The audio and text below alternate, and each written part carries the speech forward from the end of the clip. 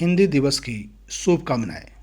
आइए हिंदी दिवस से संबंधित कुछ महत्वपूर्ण प्रश्नों की चर्चा करते हैं और हम हिंदी दिवस मनाकर अपने ज्ञान को बढ़ाते हैं और हम भाषा से संबंधित महत्वपूर्ण प्रश्नों को देखते हैं। पहला प्रश्न इसी कड़ी में है, भारत में हिंदी दिवस मनाने की परंपरा कब शुरू हुई? तो हमारा ऑप्शन है ए 14 सितंबर 1951, बी 14 सितंबर 1952, सी 14 सितंबर 1953 और डी 14 सितंबर 1954। हमारा सही जवाब है सी 14 सितंबर 1953। हिंदी को राजभाषा बनाए जाने का आखिरी प्रयास कब हुआ? यह हमारा दूसरा प्रश्न है। ए है 14 सितंबर 1949, बी है 13 सितंबर 1949, सी है 12 सितंबर 1949 और डी है 11 सितंबर 1949। तो हमारा सही ऑप्शन है ए 14 सितंबर 1949। आइए तीसरा प्रश्न देखते हैं, भारत में राजभाषा को लेकर प्रमुख रूप से किन भाषाओं पर वार्तालाप हुई थी? जब राजभाषा बनाने की बारी थी तब कई भाषाओं पर लोग बहस कर रहे थे। कोई हिंदी और बांग्ला, कोई हिंदी और गुजराती, कोई हिंदी एवं अंग्रेजी, हिंदी और हिंदुस्तानी। तो इन बहस में जो तय हुआ वो दो भाषाओं पर जो है मुख्य रूप से बात हो रही थी। वो भाषा थी हिंदी एवं हिंदुस्तानी। इस पर बहस ज़्यादा हो रही थी, हिंदू एवं हिंदुस्तानी। गांधी जी हिंदुस्तानी के पक्ष में थे, हालांकि जब इस पर राय हो गया तब गांधी जी हमारे बीच नहीं रहे। आइए देखते हैं चौथा प्रश्न, हिंदुस्तानी भाषा किन दो भाषाओं का मिश्रण है? ए हिंदी और उर्दू, बी हिंदी एवं संस्कृत, सी बांग्ला और हिंदी और डी हिंदी एवं अंग्रेजी। मेरा सही ऑप्शन है ए हिंदी और उर्दू। पांचवा प्रश्न, हिंदी और उर्दू की लिपि क्रमशः क्या है? ए देवनागरी और खरोष्ठी, बी रोमन और खरोष्ठी, सी देवनागरी और फारसी, डी फारसी और देवनागरी। तो सही आंसर है सी देवनागरी और फारसी। आपको पता है कि जो देवनागरी जो है वो हिंदी की लिपि है और उर्दू की लिपि फारसी। आइए छठा प्रश्न देखते हैं, हिंदी को राजभाषा बनाए जाने के क्रम में 0 से 9 अंकों को किस लिपि में लिखने की मान्यता मिली? ए है रोमन, बी देवनागरी, सी रोमन एवं देवनागरी, डी इनमें से कोई नहीं। तो हिंदी को राजभाषा के रूप में स्वीकार किया गया, वहीं लिपि के रूप में देवनागरी को मान्यता मिली। और अगर अंक की बात करें 0 से 9, तो अंतर्राष्ट्रीय स्तर पर इसकी महत्ता को देखते हुए रोमन नंबर में 0 और 9 को स्वीकार किया। तो हमारा सही ऑप्शन हो गया ए रोमन। आइए सातवां प्रश्न देखते हैं, भारत की 8वीं अनुसूची में कुल कितने भाषाओं को शामिल किया गया? ए 22, बी 21, सी 23 और डी 14। तो आंसर ए है 22 भाषाओं को 8वीं सूची में शामिल किया गया है। आगे देखते हैं 8वीं अनुसूची से पूर्व भारत में कितनी भाषाओं को मान्यता मिली थी? ए 12, बी 13, सी 14, डी 15। तो हमारा सही जवाब है सी 14। सर्वप्रथम 8वीं अनुसूची से पहले 13 भाषाओं को मान्यता मिली, बाद में फिर एक और भाषा को मान्यता मिली। तो इस प्रकार कुल 14 भाषा हो गया। 9वां प्रश्न देखते हैं, भारत में हिंदी बहुल राज्यों की संख्या कितनी है? तो हमारा ऑप्शन है ए 12, बी 13, सी 14, डी 10। तो हमारा सही जो है आंसर है वो होगा डी 10। भारत में जो है हिंदी बहुल राज्यों की संख्या 10 है। आइए 10वां प्रश्न देखते हैं, भारत में हिंदी बोलने वाले लोगों की संख्या का प्रतिशत कितना है?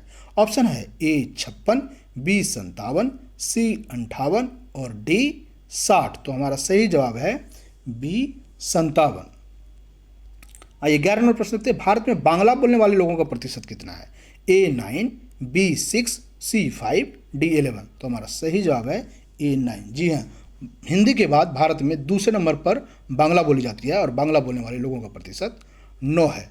आइए देखते हैं 12 नंबर प्रश्न, भारत में क्रमशः मराठी और तेलुगु जो तीसरे और चौथे नंबर पर बोली जाती है उनके बोलने वाले लोगों का प्रतिशत कितना है? ए 8.7 और 8, बी 9.8 और 8, सी 7.7 और 7, डी 6.6 और 5। तो हमारा सही ऑप्शन है ए 8.7 और 8 मराठी जो है बोलने वाले लोगों का प्रतिशत 8.7 है, वहीं जो है तेलुगु बोलने वाले लोगों का प्रतिशत 8 है।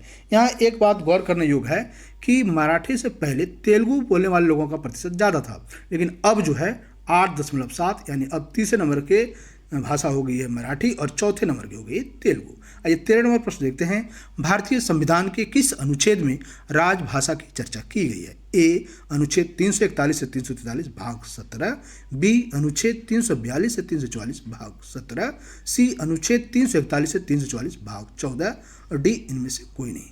तो हमारे यहाँ पर सही जवाब जो है ए होगा, अनुच्छेद 341 से 343 के भाग 17 में राजभाषा से संबंधित बातों पर चर्चा है, उल्लेख है।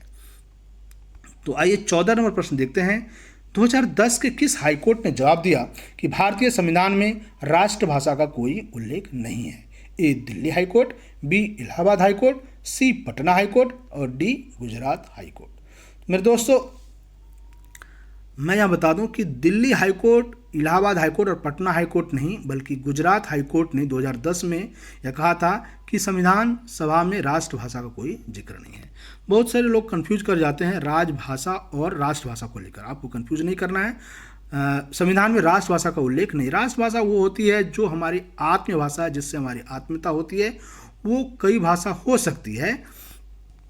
चूँकि भारत में जो है इसका उल्लेख इसलिए नहीं है कि भारत में बहुत सारे भाषा और धर्म संप्रदाय के मानने वाले लोग रहते हैं, इसलिए किसी एक भाषा को मान्यता नहीं दी गई है। और चूँकि हिंदी को राजभाषा इसलिए बनाया गया है क्योंकि चूँकि 10 राज्य जो है हिंदी के हैं और 7 ऐसे राज्य हैं जो हिंदी से मिलते जुलते उनकी भाषा है, वो लोग समझते हैं।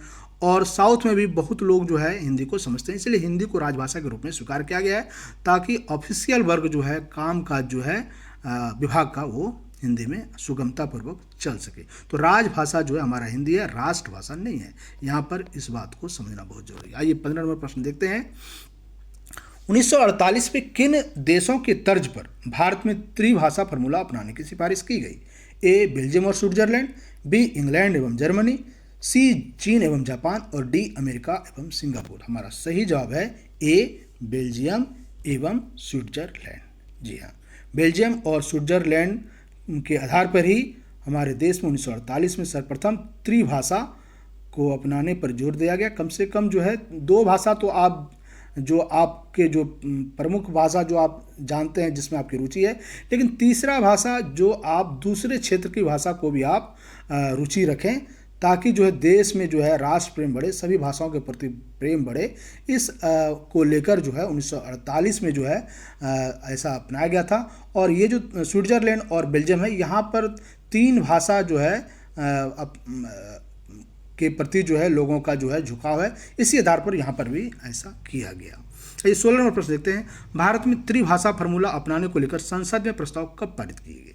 तो हमारा सही जवाब होगा ए 1968, जबकि ऑप्शन है मेरा बी 1967, 1965, 1966, लेकिन हमारा जो सही जवाब है वो है 1968। 17 नंबर प्रश्न, उर्दू किस देश की उपज है? A Bharat, B Pakistan, C Saudi Arab, D Iran. तो हमारा सही जवाब है भारत। उर्दू जो है भारत की उपज है और हमें कंफ्यूज नहीं होना चाहिए कि पाकिस्तान या सऊदी अरब मुस्लिम बहुल देश हैं तो वहाँ उर्दू, चूँकि भारत में जो है ये भारत का चीज़ है। भारत में बहुत सारी संस्कृतियाँ हिंदू मुस्लिम एक साथ रहे और यहाँ पर जो है लंबे समय तक हिंदू मुस्लिम या अन्य जातियों के रहने से जो है इस भाषा का विकास हुआ। भारत में मेरठ में, उत्तर प्रदेश के मेरठ में जो है उर्दू का जन्म माना जाता है। आइए 18 नंबर प्रश्न देखते हैं।